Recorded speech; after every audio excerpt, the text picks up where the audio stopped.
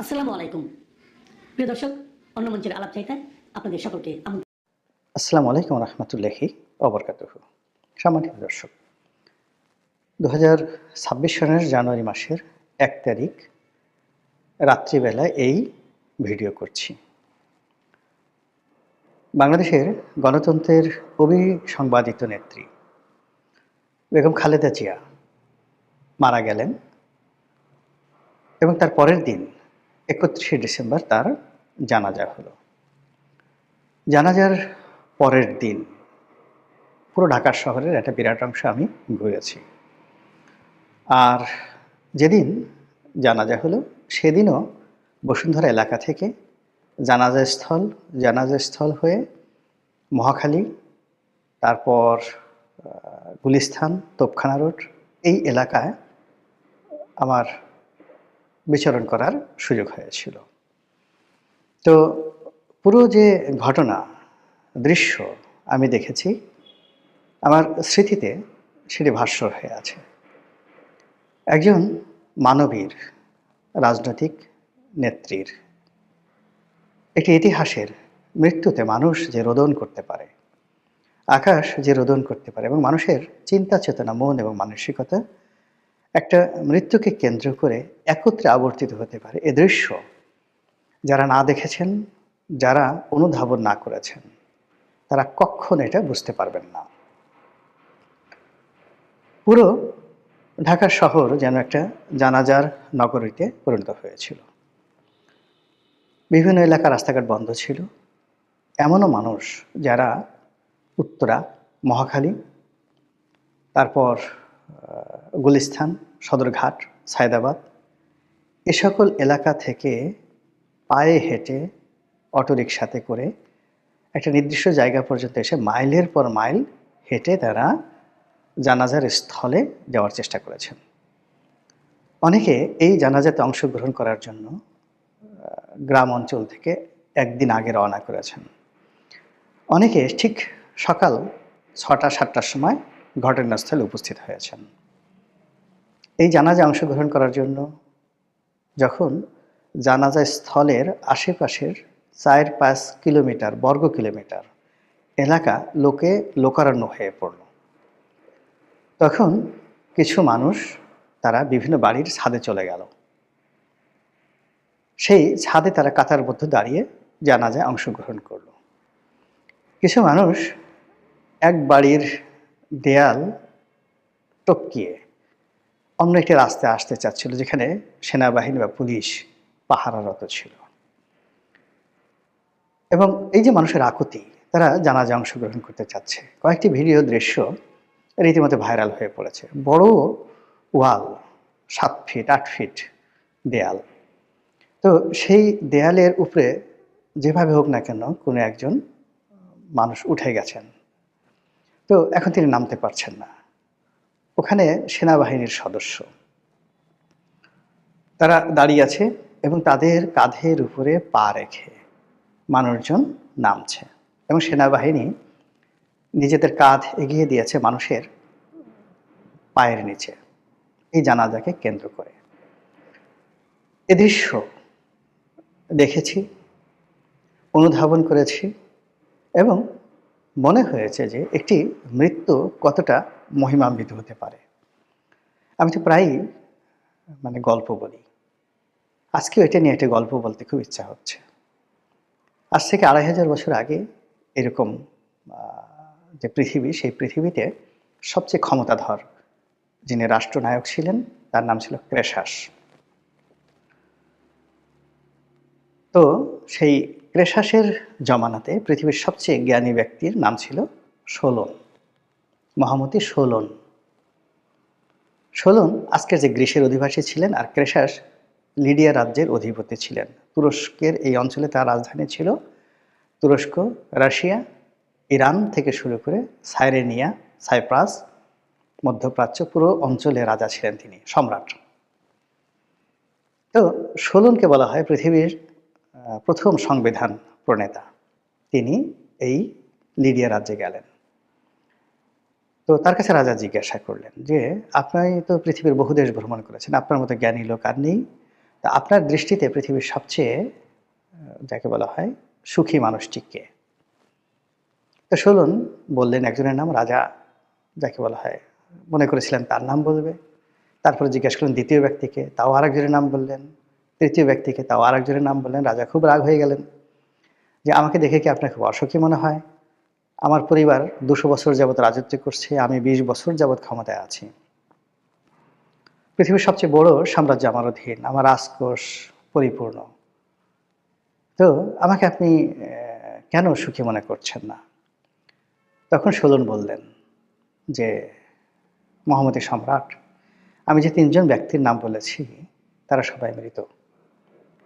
একজন মানুষ মারা না যাওয়া পর্যন্ত বলা যাচ্ছে না যে সে সুখী না অসুখী। এর কারণ হলো জীবন সায়াহ্নে এমন ঘটনা ঘটে যে ঘটনার কারণে তার সারা জীবনের সুখ নষ্ট হয়ে তাকে পৃথিবীর অসুখী মানুষ হিসেবে কবরে পাঠিয়ে দেয়। আবার সারা জীবন একটি মানুষ যে কষ্ট করে, জীবনের শেষ পর্যায়ে এসে এমন কিছু ঘটনা ঘটে যার ফলে সে পৃথিবীর সবচেয়ে সুখী মানুষ হিসেবে হাসতে হাসতে পরলোকে চলে যায়। এবং এই কথা, এই কাহিনী লিখে গেছেন ইতিহাসের জনক হিরোডোটাস তার বইতে। তো সেই দিক থেকে, অর্থাৎ সোলনের থিওরি যদি আপনি চিন্তা করেন, তাহলে বেগম জিয়াকে আপনি বলতে পারেন the happiest man in the Asia subcontinent, not only Asian subcontinent, in the history of world politics since last 100 years. গত 100 বছরে পৃথিবীর কোনো রাজা, মহারাজা, সম্রাট, রাজনীতিবিদের মৃত্যু এতটা সম্মানের, এতটা মর্যাদার হয়নি, দেখাতে পারবেন না। তিনি খুব কষ্ট পেয়েছেন, তার উপর জুলুম হয়েছে, অত্যাচার হয়েছে, নির্যাতন হয়েছে, সবাই তার প্রতি সহানুভূতিশীল ছিলেন।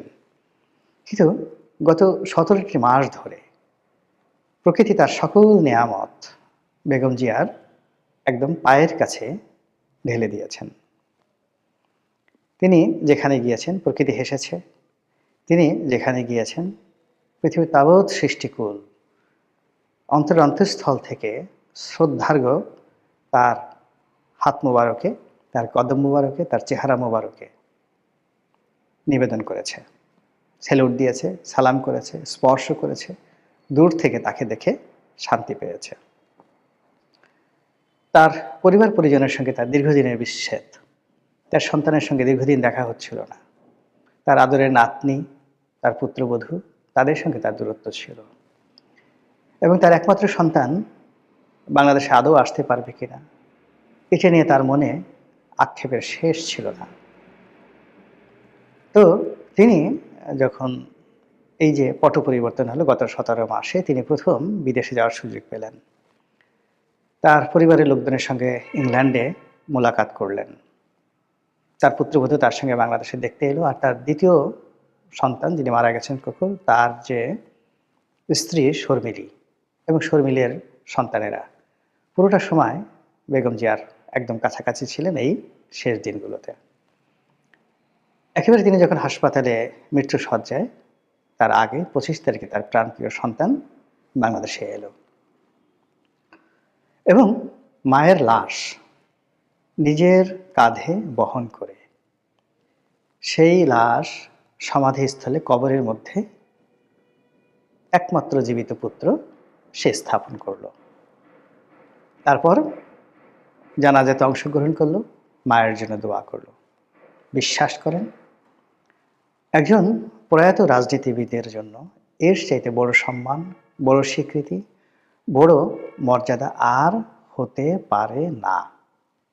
এটা বেগম জিয়ার ক্ষেত্রে এবং বিএনপির ক্ষেত্রে, বাংলাদেশের রাজনীতির ক্ষেত্রে, সকলের ক্ষেত্রে একটা রীতিমতো মাইলস্টোন হয়ে আছে।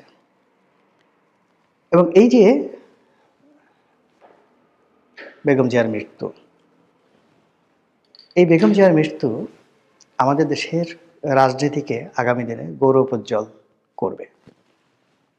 রাজনীতির যে গতিপথ, এটি পরিবর্তন করে দেবে।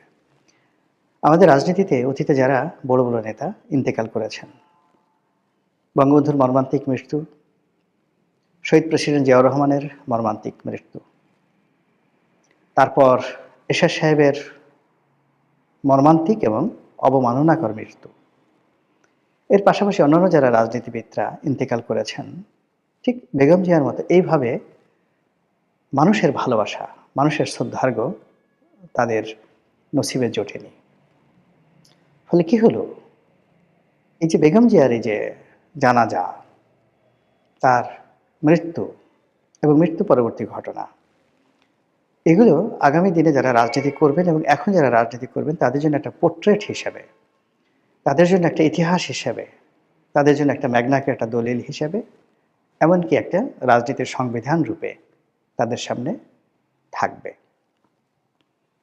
তাদের মনে হবে যে আমাদেরও বেগম জিয়ার মতো এভাবে কাজ করতে হবে, আপোষহীন হতে হবে, অন্যের ব্যাপারে মন্দ চিন্তা করা যাবে না, সারাক্ষণ শুধু টাকা পয়সা লুটপাট, চুরিচামারি, ধান্দাবাজি এসব করা যাবে না, কাউকে ব্যক্তিগতভাবে আঘাত করা, অপমান করা, ক্ষতি করা এই কাজগুলো করা যাবে না। ধীর স্থিরভাবে সব কিছু মেনে নিতে হবে, তাহলে প্রকৃতি একটা সুন্দর প্রতিদান দেবে। এটি এই বেগম জিয়ার যে জীবন চরিত্র, তার যে কর্মময় জীবন এবং তার যে অন্তর্ধান বা মৃত্যু, তার যে চিরবিদায় এবং চিরবিদায়ের যে আনুষ্ঠানিকতা জানাজার মাধ্যমে হলো, জানাজার মাধ্যমে যে আকুতি এবং দোয়া হলো, যা কিনা আজকের দিন পর্যন্ত আমি যে ভিডিওটি করছি পুরো দেশকে শোকাচ্ছন্ন করে রেখেছে, সেটি আগামী রাজনীতির জন্য একটি মাইল ফলক হতে পারে যদি রাজনীতিবিদরা সেটি অনুসরণ করতে চান। মহান আল্লাহ আমাদের সবাইকে হেদায়েত দান করুন এবং হেফাজত করুন। আসসালামু আলাইকুম রহমতুল্লাহি ওয়া বারাকাতুহু।